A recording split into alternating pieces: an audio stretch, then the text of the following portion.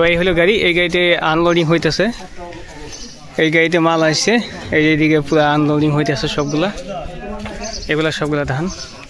তো আজকে আমি আসা বলছি গোসাইগাঁও এফসিআইতে। এফসিআই মানে কি ফুল ফর্মটা যেহেতু আমি জানি না, তো এই জায়গায় দেখা গেতেছে চারদিকে কিন্তু খুবই মজা লাগতেছে। তো আমি এখানে আইসি এফসিআইতে, এখানে হলো একটা ধানের গুদাম। এই গুদামে আজকে আইসি আমি ধান বেচবার দিকে, যেহেতু আমি কোনো খেতিবাতি করি না, কোনো ইটি নাই, তো আমি ধান বেচবার জন্য কি জন্য আইসি?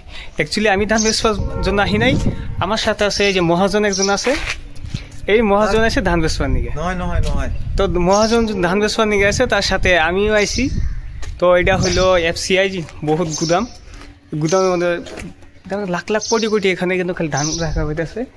এইগুলা ধান চাউলগুলা আমরা যে আতপ চালগুলা যে খাই, সেই এগুলা গনে এই গোডাউনে গনে সরকারি কিনে নেয়, কিনে নিয়ে যায় ওখানে গনে কিন্তু আওলা চাল বানিয়ে আমাদেরকে কিন্তু দেয়, যেটা সাবসিডি চাল দেয়। তো এই হলো গাড়ি, এই গাড়িতে আনলোডিং হইতেছে, এই গাড়িতে মাল আসছে, এইদিকে পুরো আনলোডিং হইতেছে সবগুলা, এগুলা সবগুলা ধান।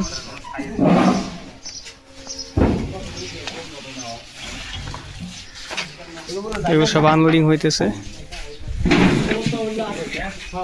তো মহাজন এখন যাইতে আছে ডকুমেন্ট ভেরিফিকেশন হবো, ডকুমেন্ট ভেরিফিকেশনের জন্য এখন যাওয়া হইতেছে। তো অফিসে বসে থাকার পর আমার ডকুমেন্ট ভেরিফিকেশন হয়ে গেলো, এই হলো আমার ডকুমেন্ট। আর টোটাল আমার ধান হলো 96 কুইন্টাল ধান, যে আমার আগে সার যাইতেছে, এই সারে আমার ডকুমেন্ট সবগুলো ভেরিফিকেশন করে দিল। তো এই হলো ধানের আমার রিসিপ্ট, 96 কুইন্টাল ধান।